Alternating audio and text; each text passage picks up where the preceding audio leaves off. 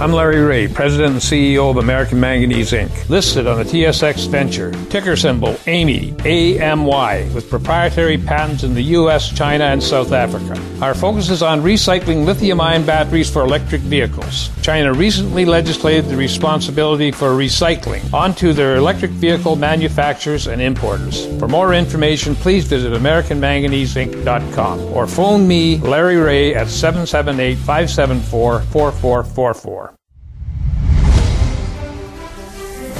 Welcome to the Goddard Report.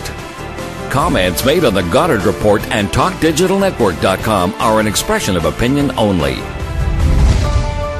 Here is Jim Goddard. My guest is Sharon Noble, Director of the BC Coalition to Stop Smart Meters. Welcome back to the show, Sharon. Thank you so much, Jim. I'm always glad to be here. Are smart meters being used to spy on us, and are the spies making money on that information? It sure does appear that way, and it appears that the potential is even increasing. There are quite a few industry people now who are speaking out about this. Of course, they aren't doing it to us, the customers. Rather, they're doing it to the utility companies, and they're doing it to the rest of the industry, because this is such a powerful, powerful thing for them. They are rubbing their hand in glee because the Zigbee chip, which rests in the smart meter and is now being put in almost every new appliance, is capable of gathering very, very personal data. And companies are now admitting that it will be extremely personal. It can tell when you're taking a shower, when you're sleeping, when you're not home, what type of appliances you're using, the age of your refrigerator, for instance. And this material will be, another term that they've used that I just love, they will monetize it. They will be selling this information to the highest bidder and to multiple bidders, whether it's insurance companies, whether it's to marketing companies, whether it's the police. This is information that is our personal data, and nobody has a right to it. And we have, at this point, no way to stop the vulnerability. Hydro will activate the Zigbee chip that is in every smart meter. This plan was set into motion right from the very beginning. In the business case that BC Hydro laid out for Itron, one of the requirements was to have the Zigbee chip that will be activated to be able to gather information like time of use billing, other important information that they will be gathered. This information will be gathered. The Zigbee chip will be activated. It's just a matter of when. In other places in the U.S., it has been activated in a way, a very heavy-handed way, the type of method that I would expect Hydro to use, where the customers are told, if you want service, you have to activate your Zigbee chip. No ifs, ands, buts about it. Just as they did with the smart meter. We were forced to take it if we want to have service. And when this Zigbee chip is activated, it will be emitting radiation. It will be sending signals, many a minute, according to the industry people. Some of them say only 3 a minute. Some say 3 a second. Some say 3 an hour. The fact is, there will be radiation emitted through your home, talking to every single solitary appliance, television, you name it, that has a Zigbee chip. Every smart device that's being sold now has a Zigbee chip in it. And this radiation level will be high, and it will be constant, and it will be through your home, where the smart meter is emitting radiation past your home, outside your home, with a modest amount being sent back into the home. So we won't be able to escape it, and we have no choice. And I believe that the Privacy Commissioner, it's now time to get this information to the Privacy Commissioner. I wrote to Commissioner Denham initially, years ago, when I learned that the Zigbee chip was in the smart meter, and I raised the issue.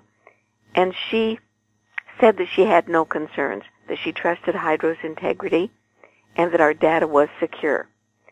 Now we have information from companies like Onzo, who sells software that is specific to gathering and monetizing information that's gathered by the Zigbee chip. It is marketing to the utility companies like BC Hydro and FortisBC. And Onzo specializes in gathering data. This is all it does. It sells software that will be gathering data and selling data. It's time now for all of us to be very interested and concerned about this. And I think that with the new government and with the new privacy commissioner, we should present our concerns, and we should present them very strongly. We shouldn't allow them to weasel out by saying that they have no concerns. We have concerns, and we're their bosses. We'll have more with Sharon Noble right after the break. I'm Bill McWilliam, president of Cascadero Copper, CCD on the TSX Venture Exchange. Cesium is one of the world's rarest metals with a growing industrial demand. Drilling is underway on our Tehran property in Argentina to prove up a cesium resource. Cascadero's patent-pending leach process has the potential to make Cascadero the lowest cost supplier of cesium in the world. Visit our website, cascadero.com, or phone us at 604-924-5504. Glance Technologies owns and operates Glance Pay, a disruptive mobile payment technology now live in 16 cities in Canada and about to launch in the U.S. With revenues up 664% in the last quarter, Glance Technologies has the potential to be a worldwide leader in an industry projected to grow to $1.3 trillion in 3 years. Glance Technologies stock symbols are GLNFF in the U.S. and GET in Canada. Find out more at glancepay.com. Welcome back. We're chatting with Sharon Noble. Sharon, the latest Canadian census found there are now more old people than young people in Canada. And if young people want to have babies to maybe turn that trend around, they might not be able to have any because of radiation that could be literally frying a man's testes.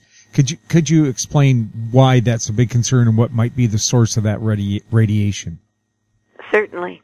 There's a recent study that came out where sperm was counted and assessed from the mid-'70s to about 2011. And it showed that just in that period of time, the number of male sperm, healthy male sperm, was reduced from 50 to 60%. This means that the sperm, the large number of sperm that are needed to create a baby, to fertilize an egg, are cut in half or more. And what is equally frightening is that many of the sperm are deformed or slow. There are many, many studies that have shown, by Dr. Agwal, for instance, in a clinic, I think he's in the Cincinnati fertility clinic, maybe Cleveland. It's Cleveland or Cincinnati fertility clinic, where he has done many studies, and he's done studies more recently than 2011 that have shown that the vast number of studies show that sperm has become less motile. That means they can't move as well, and also they are deformed. They have DNA damage, which makes it very, very difficult for an egg to become fertilized. I think that many people are aware of the fact that in vitro fertilization is becoming much more necessary in order for a woman to become pregnant. And one of the reasons is believed to be, and probably not the only reason, but a major reason is that men are carrying cell phones in their pockets. Dr. Agwal from the Cleveland Clinic has shown that exposure to radiation from cell phones, even for a short period of time, severely affects the sperm. And prolonged and ongoing exposure creates the DNA damage and the reduced motility. And men need to be aware, women need to be aware, that it's going to become more and more difficult to create a healthy baby. And I don't know, I haven't seen studies, but I must question whether some of the damaged sperm could cause and contribute to some birth defects or to some neurological problems. We know that more and more children are experiencing autism, and many of the studies that I've seen and I've shared have wondered and pondered and, in fact, report that having, for instance, a wireless laptop on the mother's stomach or the mother holding a cell phone could contribute to these neurological problems. Could a damaged sperm also contribute? I don't know, but there seem to be enough concerns here where people need to get very, very educated about this and take action. If, as you say, and as this study says, the future of humankind could be at risk here. Up to 2011, the number of male sperm has been decreased in North America by 60% in many of the studies, higher than in Europe. And is that because Europe is taking precautionary measures now that North America isn't taking? We have been exposed to the wireless devices really only in the last 15 years. So this information is very new and the studies are very new. A lot could have happened even and has happened just since the 2011 period, which ended the study that referenced this large decline in healthy sperm. We'll have more with Sharon Noble right after the break. Lotus Ventures Inc. is a BC-based medical marijuana company poised to launch into the rapidly evolving cannabis sector. Lotus is in the final review stage of the Health Canada approvals to become a licensed producer, having arranged facility financing of up to $12 million, plus building permits for its prototype indoor production facility. Shares trade under the symbol J on the Canadian Securities Exchange. Visit our website at lotusventures.ca. In Goddard we trust. Welcome back. We're talking with Sharon Noble. Sharon, we also have concerns about all this radiation that we're exposed to being perhaps a cause of a rare brain cancer that no longer is rare and perhaps has even hit Senator John McCain. Well, I think that people have become aware that cell phones are suspected to be contributors to brain cancer. There have been quite a few articles about it, especially when someone famous like John McCain or Ted Kennedy or Johnny Cochran or Joe Biden's son comes down with it. As you say, it's no longer rare. This is something that has become commonplace, but we only hear about the people who are famous. There are a lot of people who are getting this now. And one of the concerning things is that we also are hearing about sports figures, baseball players, tennis players, umpires, who are becoming exposed to cancers, and many of them are glioblastomas. And it is suspected, and this is something that is not confirmed yet, but many of the scientists now are beginning to look at it, that things like radar guns that are used to test the speed of baseballs and tennis ball serves could be contributing to this. We see that the glioblastomas are hitting people who use cell phones, and the glioblastomas tend to occur on the side of the head where the cell phone is used most often. And glioblastomas are one of the most deadly forms of brain cancers. Often they are inoperable, or if they are operable, the entire tumor cannot be removed. It is a very, very dangerous situation here, and unfortunately, people aren't being told about it in entirety. People are hearing that, there may be an association between cell phones and cancer. They need to be told that some of the most deadly cancers are associated with cell phones, and also with these radar guns now. Someone in the U.S., her name is Ellie Marks, her husband has or had glioblastoma, and she has dedicated her life to trying to just keep track of all the tumors, because there is no agency that's keeping track of any of these things. I've mentioned before that the Canadian Cancer Society isn't tracking them. Neither is the U.S. Cancer Society. So when we say we know that there are a lot of people getting these cancers, we don't have a number. And I can't tell you the ages, but I do know that I can tell you that, and I've circulated articles about children getting them. This is an unusual thing to see people who are young. There was a recent study in the U.S. from the U.S. Brain Tumor Association, and this is one of the associations with people like Ellie Marks, just private people who are trying to keep track of them, where the large number of people between the ages of 15 and 39 who are coming down with brain cancers. This is the age group where they've grown up with cell phones. And an even more recent study showed that children as young as 5 years are now coming down with cancers. These are people who, are parents who want their children to be given a head start, who want to have their children kept safe, so they put baby monitors near their cribs, who give them cell phones to entertain themselves.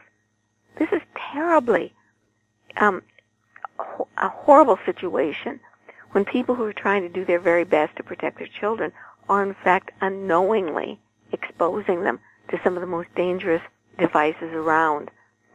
The cell phone companies, the telecom companies, should be held accountable for this. We are begging our government to help us put labels, just put labels on these devices. The information is available, hidden in manuals and on the company's websites, but most people don't know it. We need to be forthright and open with this information so people can take the precautions they deserve.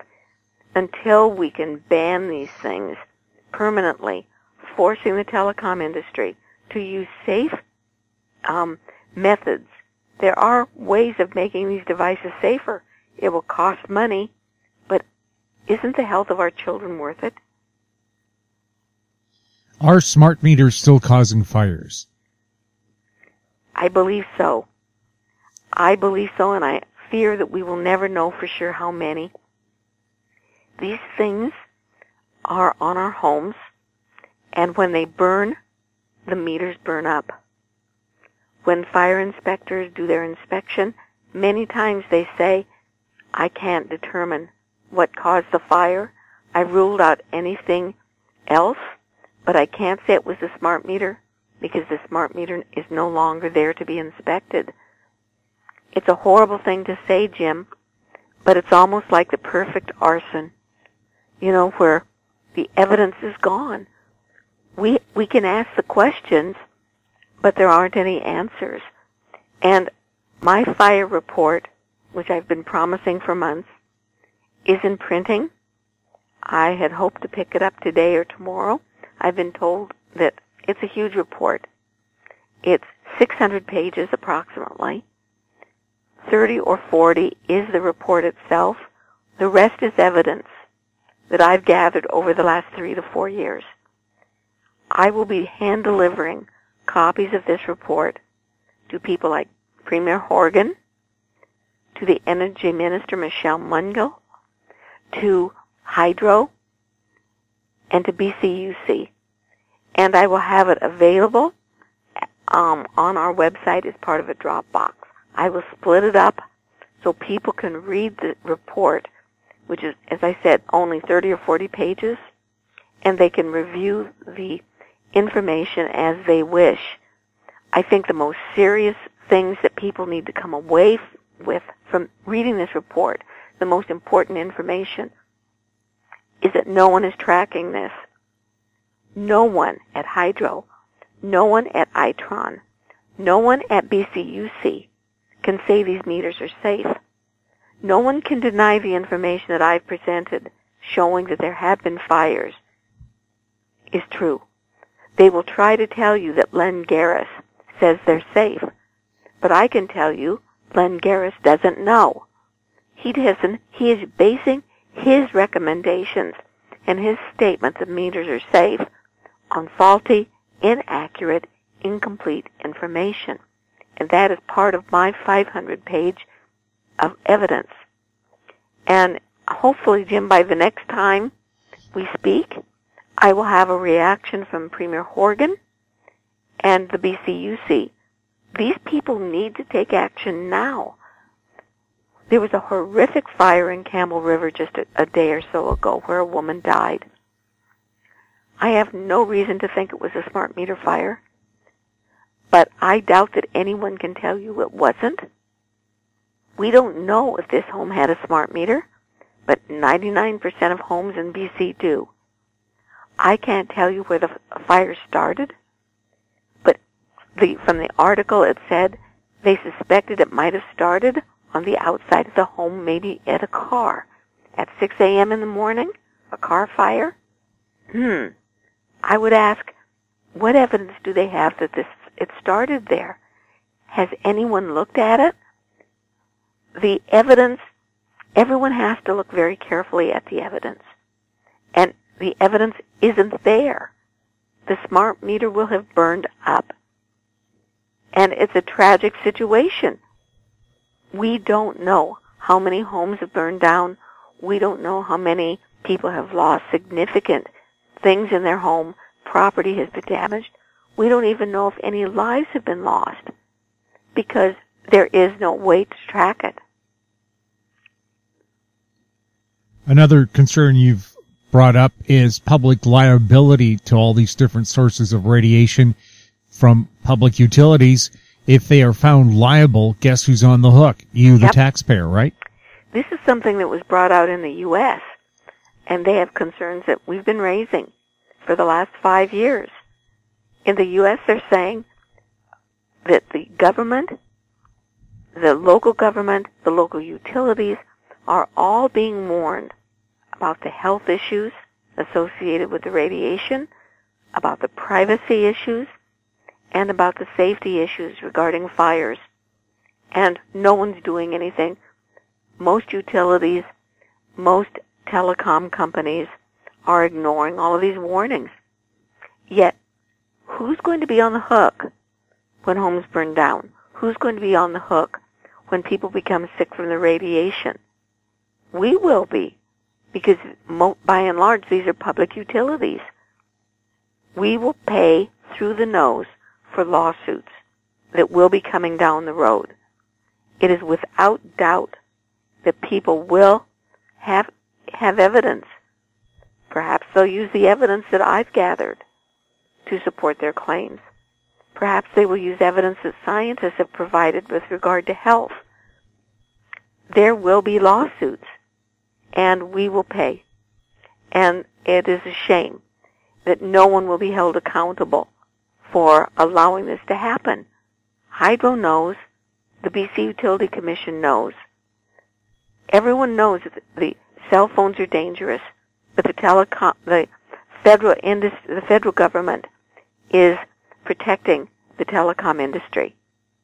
They know that the insurance companies will not cover any health-related claim, whether it's from cell phones, whether it's from smart meters, whether it is from cell towers.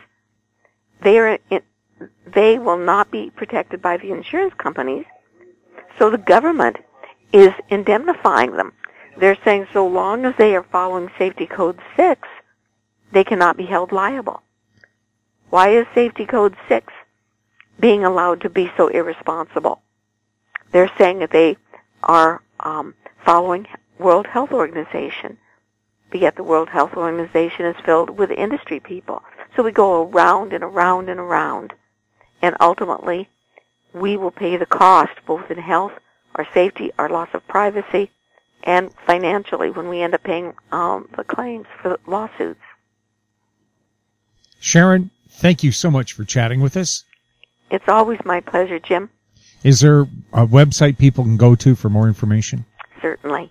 They can go to www.stopsmartmetersbc.com. And I hope they do.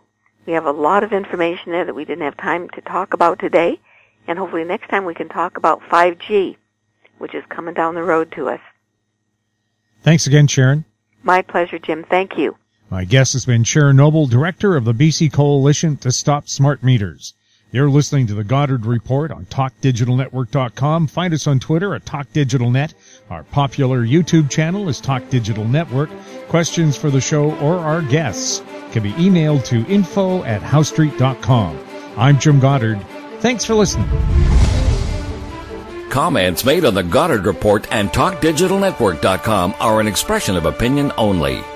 The Goddard Report is available online and mobile at TalkDigitalNetwork.com. The Goddard Report is a production of How Street Media Incorporated.